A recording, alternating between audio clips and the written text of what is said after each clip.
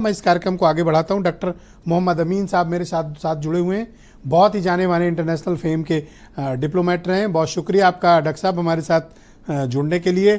आज मैं देख रहा हूं कि भारत सरकार पूरी कोशिश कर रही है और आज तो दुनिया भर के देशों के मुल्कों के डिप्लोमेट्स को भी बुलाया गया, उन्हें ब्रीफिंग दी गई, इंक्लूडेड यूनाइटेड स्टेट, यूरोप के महत्वपूर्ण अलाइज को, टर्की को, सऊदी अरेबिया के और भी तमाम महत्वपूर्ण जो भी देश हैं, इंग्लैंड है, उन सबको दिया गया, ब्रीफिंग दी गई। आप क्या मानते हैं कि हमें डिप्लोमेटिकली पाकिस्तान को दुनिया भर से आइसोलेट करने में हम जो प्रयास कर रहे हैं, क्या हमें कामयाबी मिल रही है या नहीं? देखिए, आपने देखा होगा कि ये जो मीटिंग्स हुई हैं वो अब इंडिया में हुई हैं। उससे पहले आप देखेंगे कि हमारे जो प्राइम मिनिस्टर हैं वो सऊदी में थे। सऊदी के प्रिंस सलमान साहब ने इमीडिएटली कहा कि हम आपके साथ हैं, और वहाँ की जब यात्रा छोड़ के आ रहे थे उनका जो भी सहायता होगी या जो भी जिस तरह से है हम आपके साथ हैं। उधर सबसे पावरफुल कंट्री है दुनिया का जिसका नाम है ट्रम्प, जो प्रेसिडेंट हैं, उनके वाइस प्रेसिडेंट हमारे देश में के इत्तेफाक से उन्होंने देखा है, सब बातें सुना भी है, यहाँ के हालात को देखा है। उन्होंने भी इमीडिएटली कहा फोन करके प्राइम मिनिस्टर को कि हम आपके साथ हैं, जो भी होगा हम आपके साथ रहेंगे। और उसके बाद देखिए इस्लामिक कंट्री जो कहलाता है रिपब्लिक ऑफ इस्लाम, ईरान ने भी अपना दिया रिएक्शन कि हम हिंदुस्तान के साथ हैं और ये बहुत बुरा हुआ है। अब इससे ज्यादा हम क्या कह सकते हैं? बाकी जो देश हैं उनको तो खुशी दी गई है और दी जाती रहती है और लोग भी देख रहे हैं, लेकिन आज आपको इस बात से खुशी होगी कि आइसोलेशन में चला गया है। पाकिस्तान जो है बिल्कुल आइसोलेशन में चला गया है, अकेला पड़ गया है और अब उसको किसी कहने की स्थिति में नहीं है।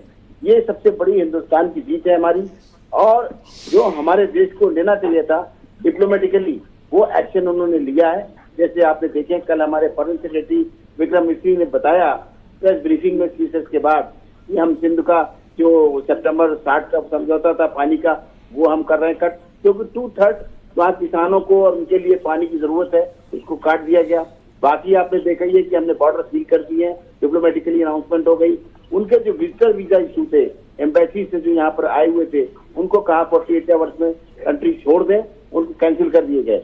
आप देखेंगे सबसे बड़ी बात ये मिली है कि इन तरह हरकतों में उनके जितने मिलिट्री के हमारे यहाँ अटैची थे, एयरफोर्स, आर्मी और नेवी, उनको इमीडिएटली नाम ग्राटा कर दिया गया, वो भी जाएंगे एक हफ्ते के अंदर। आप उनका स्टाफ भी कट कर दिया गया, यानी हम उनसे किसी तरह के रिश्ते नहीं रखना चाहते। पहले भी हम उनकी टेबल टॉक खत्म हो चुकी थी, उनका विश्वास हमसे नहीं था और हम उन पर विश्वास नहीं करते। आप मुझे बताइए कि पाकिस्तान ने एक थ्रेट दिया है कि एक धमकी दी है पाकिस्तान ने कि हम शिमला एग्रीमेंट से को रद्द कर सकते हैं। क्या पाकिस्तान इस स्थिति में है कि शिमला एग्रीमेंट को रद्द कर सके? नहीं, वो करे ना करे, इंडिया ने तो कर सकता है जी। तो अब नेक्स्ट क्या, इसको कैसे एस्केलेट करेगा ये मामला? आपको क्या लगता है कि इंडियन डिप्लोमेट्स को किस तरह के इस पे एक्शंस लेने चाहिए या नेक्स्ट क्या करना चाहिए? इसमें नेक्स्ट तो प्राइम मिनिस्टर को लेना है एक्शन, कि उनके ऊपर क्या एक्शन लेंगे। वो मिलिट्री ऑपरेशन का पार्ट है, जो डिप्लोमेटिकली पार्ट था वो पूरा ओवर हो गया है और कोई भी उनके कनेक्शन हमारे साथ नहीं है। और लास्ट में हमारे यहाँ विदेश मंत्रालय में बुला के हमारे फॉरेन मिनिस्टर ने सबको ब्रीफ भी कर दिया, जो डिप्लोमेट्स हैं, जो दुनिया में ब्रीफिंग करेंगे अपने अपने कंट्रीज को। अगर हम पे कोई एक्शन लेते हैं, इसी तरह का मिलिट्री एक्शन लिया जाता है या जो भी एक्शन लिया जाता है, उसके लिए पाकिस्तान पूरी दुनिया में रोएगा।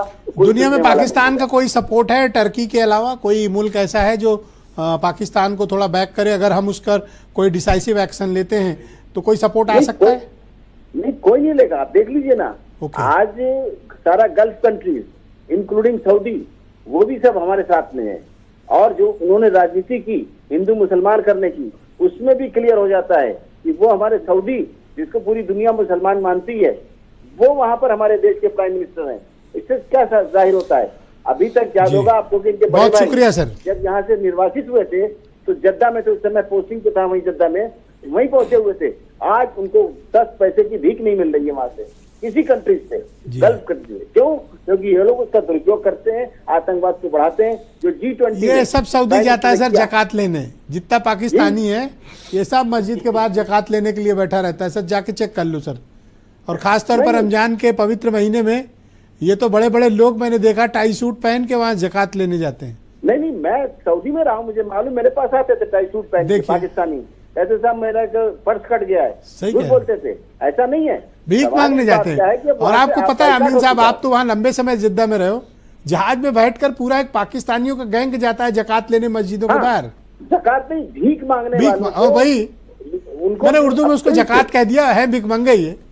हाँ नहीं, प्रिंस सलमान ने उसको बैन कर दिया है, बांग्लादेशियों को भी और पाकिस्तानियों को भी।